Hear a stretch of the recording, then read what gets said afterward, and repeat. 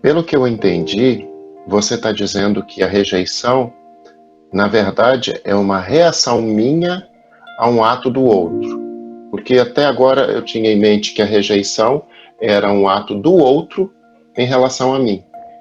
Mas pelo que você está falando, é a forma que eu vejo o ato do outro. Ou não tem nada a ver isso? Sim, você está correto. Então a rejeição, ela é minha e não do outro. Ela começa em você, Charles. Vamos tentar colocar da seguinte maneira, talvez para ficar mais fácil para vocês compreenderem. Se eu fosse uma pessoa bem construída em mim mesma, ou seja, Bem resolvida. Firme, resolvida, né? Sobre mim mesma. No momento em que a pessoa me ignorasse, o que eu ia fazer? Bem, não escutou. O que eu falei é importante, mas se ele não acha, não tem problema nenhum.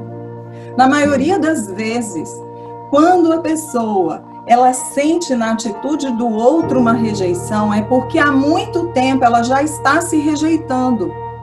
Em toda a sua firmeza, em toda a sua resolução. Percebe?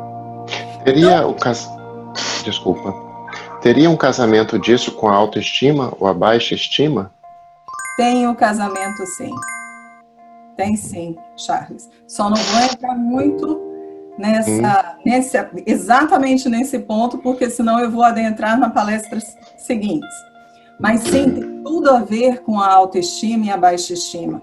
Porque no momento em que você começa a se rejeitar, você não se aceitar, você acreditar que tudo que o outro está fazendo é muito mais certo do que o que você sabe de si mesmo, você já está num processo de baixa autoestima enorme. Ok? Ok. Eu tô insistindo nisso porque me parece que você está trazendo uma inversão do que pensa o Vox Populi, que a rejeição é externa para a gente. Você está trazendo que a rejeição, na verdade, é interna, que é acionada por um mecanismo externo. Né? E isso está causando um certo incômodo. E que este mecanismo externo nem sempre é o que a gente interpreta como tal.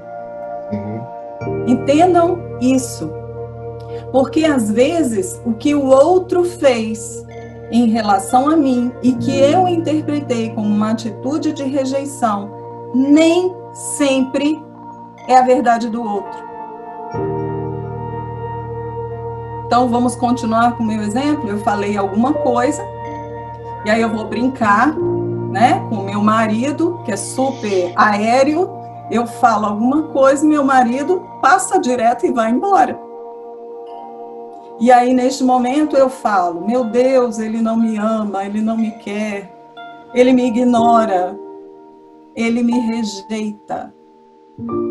Só que a única coisa que aconteceu foi, ele pensando em 365 coisas, ele não me escutou. E, normalmente, no nosso processo de rejeição, nós não utilizamos um instrumento fantástico que é o chamado diálogo. A gente aceita a nossa interpretação como verdadeira, certa e certeira, né? Não passível de correção. E nós não dialogamos com o outro para saber exatamente o que o outro pensou. Como eu disse, na maioria das vezes que eu enxergo no outro um processo de rejeição, um processo de não amor, um processo de não aceitação, um processo de uma acusação de algo que eu acredito que ele esteja me acusando, me rejeitando aquilo que eu acredito possuir. No meu exemplo, por exemplo, a minha intensa inteligência.